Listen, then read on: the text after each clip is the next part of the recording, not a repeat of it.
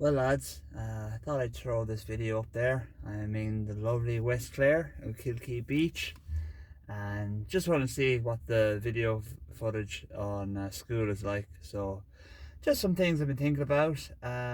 Today is both dark and sunny at the same time, bit like myself, I suppose.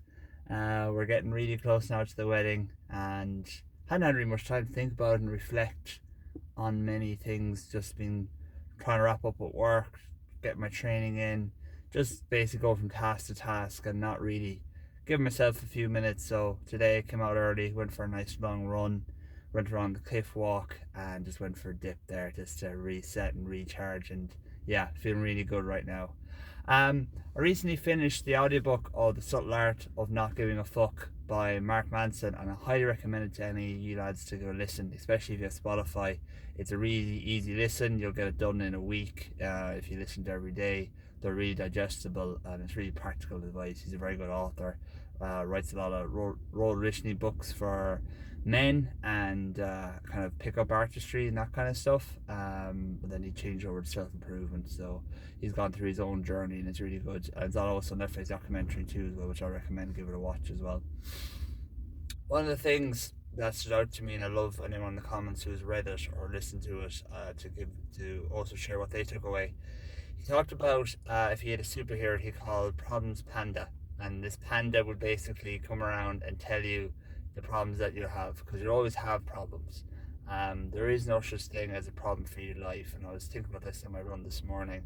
The way to only really, and if it's a belief that you could have a problem-free life, is maybe live out in the middle of nowhere on an island desert by yourself, and then you'd have no external problems, you have no problems with other people, you just have the problems of survival and if you got sick. So then I was like, well, that wouldn't work either. So there is no such thing as a problem free life, but what he did mention is you can bring about good problems. So a good problem is a stressful planning a wedding, wrapping up work, being injured, like dislocating your shoulder. These are all good problems because they're problems that over time will resolve and with effort and will pass. And this due cells pass, you know. A bad problem, I suppose, would be drinking too much and then getting into trouble, or uh, not spending time with your kids. Those are kind of problems that again you don't want to bring those in your life if you can help it. Of course, things like you will get sick and maybe a loved one will get an illness. Those are bad problems too. But again, you can facilitate your life to be that I will always have problems, accept the fact you always have problems, and then is this a good problem or is this a really bad problem? So again, good problem. I'm stressed. I'm a little bit stressed. Work is getting me down, but these are things you can move through, work through, and obviously with this community, you can reach out and get support. And then a really bad problem, I have a sick relative or whatever. Those are really tough problems, but again, you come together and you find and you accept them and kind of go through them.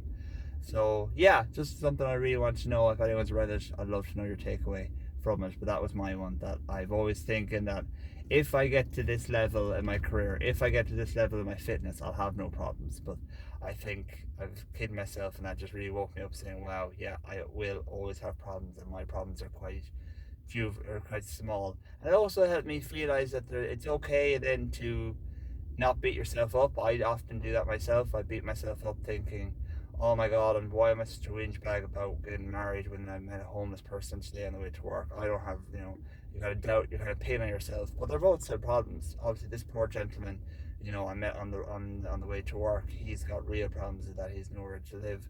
But again, I've got small problems that I'm stressing about the wedding. So they're not equal, but they are both problems. So yeah. And the last thing before I go, in his podcast as well, The Subtle Art Not Giving a Fuck, he asked, anytime he has guests on, he asked them the final question: what too many fucks do you give about, and what too few fucks do you give about? So basically, what do you care about too much and you should stop caring about, and what you should probably start caring a bit more about. For me, what I should stop giving too many fucks about is my weight. To be honest, Kieran probably knows this as well. I put a lot of value into what my weight's at and where my kind of physical appearance is. I'm starting to really kind of again ease out and off onto that, but again, it's something I still need to work on. And what do I give? I should start giving more fucks about. I suppose just my mental health. I suppose definitely like give myself more reflective time. Don't always be pushing and chasing the goals the whole time. And then when I do achieve a goal, whatever that may be in relationship or work, just again give myself 5 minutes to enjoy it a bit more and not just look into the next thing. So yeah, so probably that's my two things. Again, anyone love to know in school, put in the comments what do you think. All right, lads, have a great one.